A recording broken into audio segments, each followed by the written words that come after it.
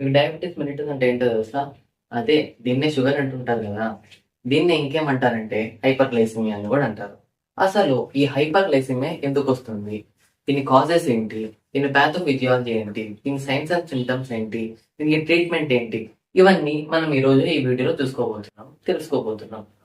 ఈ diabetes mellitus అనేది it is a chronic condition where the body either doesn't produce enough insulin or can't efficiently use the insulin it produces leading to high blood sugar levels. అంటే ఏంటంటే మన body మన బాడీలో pancreas అనే ఒక part ఉంటుంది. అదేం చేస్తుంది? ఇన్సులిన్ ని ప్రొడ్యూస్ చేస్తుంది. సో ఎప్పుడైతే ప్యాంక్రియాస్ ఇన్సులిన్ ని ప్రొడ్యూస్ చేయలేకపోతుందో అప్పుడు కానీ, లేదా మన బాడీ ఉంటుంది కదా, మన బాడీ సెల్స్ అనేవి ఇన్సులిన్ కి రెసిస్టెంట్ అయిపోయి ఇన్సులిన్ ని యూజ్ చేసుకోలేకపోవడం వల్ల కానీ మన బ్లడ్ షుగర్ లెవెల్స్ అనేటివి ఇంక్రీజ్ అవుతాయి. సో అలా ఇంక్రీజ్ కావడమే ఈ డయాబెటిస్ మెలిటస్. ఇవి ఎన్ని టైప్స్ అంటే 3 టైప్స్. ఇవి type 1 diabetes, type 2 diabetes and gestational diabetes. Type 1 diabetes అంటే ఏంటి? అదే చెప్పాను కదా డెఫినేషన్ లో, మన బాడీ ప్యాంక్రియాస్ ఉంటుంది కదా, అది ఇన్నఫ్ ఇన్సులిన్ ని ప్రొడ్యూస్ చేయలేకపోవడము డయాబెటిస్ మెలిటస్ టైప్ 1. టైప్ 2 అంటే ఏంటి? ఇది కూడా డెఫినేషన్ లోనే ఉంది. ఏంటంటే మన ఇన్సులిన్, మన ప్యాంక్రియాస్ ప్రొడ్యూస్ చేసిన ఇన్సులిన్ ని మన బాడీ సెల్స్ రెసిస్టెంట్ అయ్యి దానికి రెస్పాన్స్ ఇవ్వకపోవడమే ఈ టైప్ 2 డయాబెటిస్. తర్వాత గెస్టేషనల్ డయాబెటిస్ అంటే ఏంటంటే ఒక ప్రెగ్నెంట్ ఉమెన్ కి హార్మోనల్ చేంజెస్ వల్ల డయాబెటిస్ రావడమే ఈ గెస్టేషనల్ డయాబెటిస్. ఇది ఎందువల్ల వస్తుందంటే ఫస్ట్ ఆటో ఇమ్యూన్ రెస్పాన్స్. అంటే ఏంటంటే మన ఇమ్యూన్ సిస్టమ్ ఉంటుంది.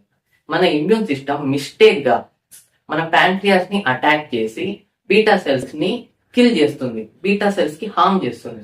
అలాంటప్పుడు బీటా సెల్స్ అనేటివి ఇన్సులిన్ ప్రొడ్యూస్ చేయలేకపోతాయి. సో ఇది ఒక కాజ్.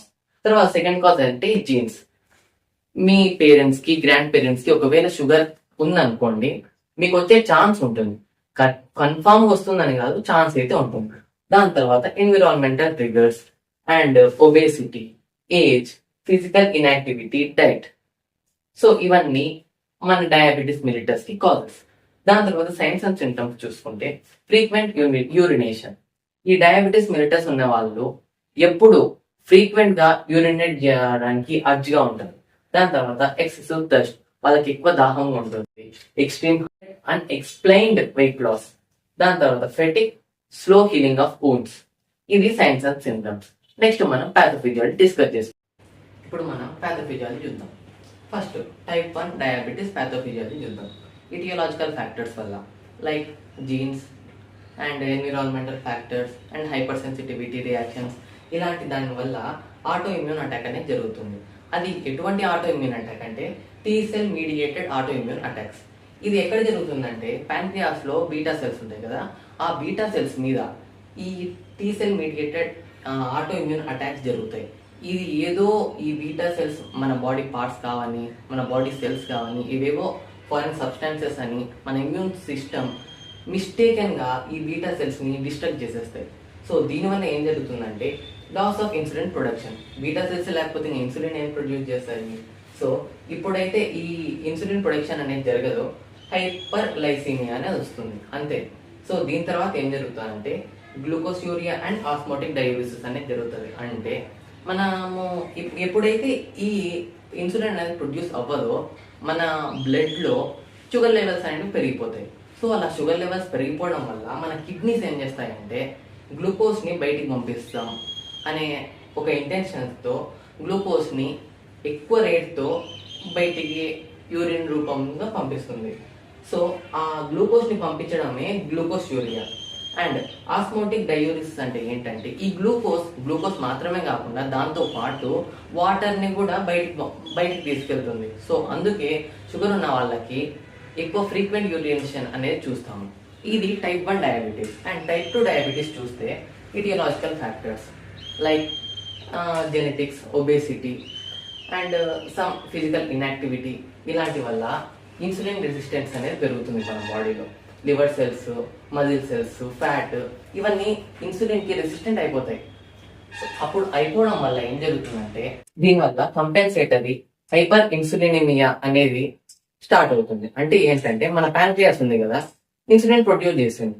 అయినా కూడా ఆ ఇన్సులిన్ అనేది మన బాడీ యూజ్ చేసుకోలేకపోవడం వల్ల ఇన్సులిన్ అనేది నేను తక్కువ ప్రొడ్యూస్ చేస్తున్నానేమో అనుకొని ఇన్సులిన్ ని ఇంకా ఎక్కువ ప్రొడ్యూస్ చేయడానికి ట్రై చేస్తుంది. ఎవరు? ప్యాంక్రియాస్.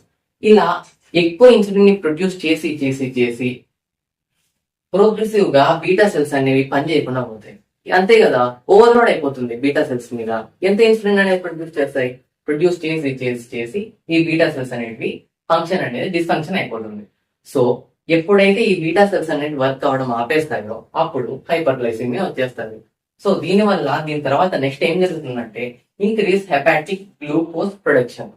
గ్లూకోజినోలైసిస్, గ్లూకోనియోజెనిసిస్ లాంటి ప్రాసెస్ హెపాటిక్ అంటే లివర్ లో జరిగి ఈ గ్లూకోజ్ ప్రొడక్షన్ అనేది ఎక్కువ అయిపోతుంది మన బాడీలో. సో అలాంటప్పుడు అలా ఎక్కువ అయిపోవడం వల్ల క్లినికల్ సింటమ్స్ అనేవి మనం చూస్తాం. ఇది టైప్ 2 డయాబెటీస్ పాథోఫిజియాలజీ. ఇప్పుడు డయాబెటీస్ మిలిటస్ కి ఫార్మకోలాజికల్ ట్రీట్మెంట్ ని చూద్దాం. ఫస్ట్ ఇన్సులిన్ ఇంజెక్షన్, దాని తర్వాత ఓరల్ హైపోగ్లైసెమిక్ ఏజెంట్స్ చూస్తే సల్ఫనైల్ యూరియాస్, దీనికి ఎగ్జాంపుల్ గా టోల్బ్యూటమైడ్, గ్లిపిజైడ్, గ్లిమిపిరైడ్. అండ్ దాని తర్వాత బైకానేట్స్, ఇది చాలా ఇంపార్టెంట్, మెట్ఫార్మిన్. దాని తర్వాత DPP4 ఇన్హిబిటర్స్, దీంట్లో చూసుకుంటే సిటాగ్లిప్టిన్, బిల్డాగ్లిప్టిన్. థైజోలిడియోన్ చూసుకుంటే పయోగ్లిటజోన్. అండ్ ఆల్ఫా గ్లూకోసైడేస్ ఇన్హిబిటర్ చూసుకుంటే అకార్బోస్, ఓగ్లిగోస్. ఇవి ఫార్మకోలాజికల్ ట్రీట్మెంట్. అండ్ ఈ వీడియో కనుక మీకు నచ్చినట్టయితే లైక్ చేయండి, షేర్ చేయండి, సబ్స్క్రైబ్ చేయడం మాత్రం మర్చిపోకండి. ఇలాంటి మోర్ ఇంట్రెస్టింగ్ కంటెంట్స్ కావాలంటే కింద కామెంట్ చేయండి. Thank you.